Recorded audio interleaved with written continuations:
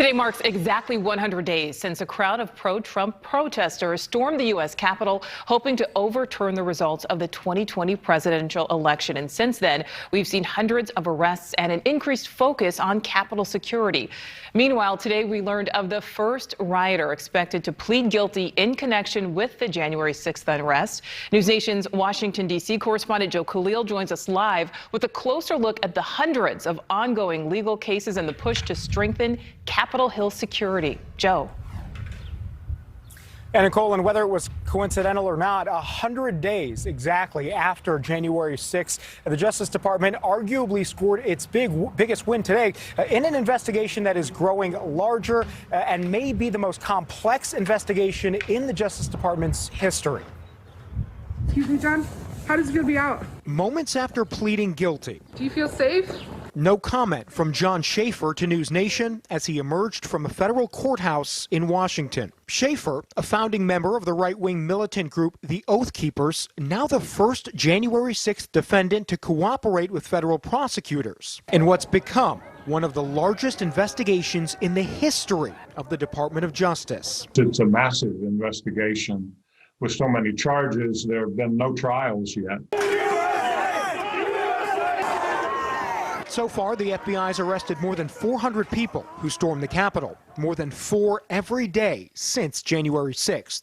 Nearly a quarter of them charged with felonies. William Banks, professor emeritus at Syracuse University's law school, says this is just the beginning. Our investigative resources are quite sophisticated, and I know that the government is very committed. I would expect more charges and more arrests. In the 100 days since January 6th, Congress has held multiple hearings to examine the security failures that allowed for thousands to overrun Capitol security. Fellow Americans beat and bloodied our own police.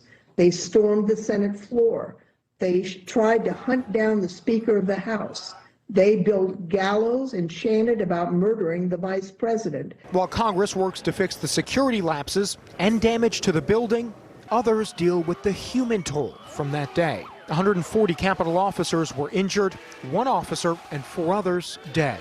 And then the unseen scars. Occasionally would have some tightness in my chest and difficulty catching my breath. I was really irritable. Michigan Congressman Dan Kildee tells NewsNation that he's been receiving treatment for PTSD from the trauma of that day when he narrowly escaped the chamber just before the mob broke in hopes that it encourages others traumatized that day to seek help as well. Partly because I was watching the video from the event, and it caused me to go right back where I was, right back into that gallery. None of us ever imagined in the United States that our politics could take us to this kind of a place.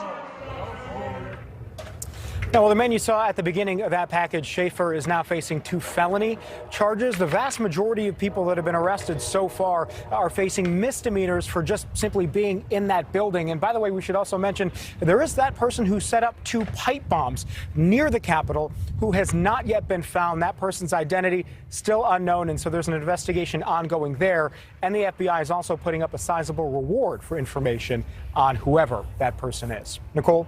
Yeah, the footage from that day, Joe, still so stunning. Thank you.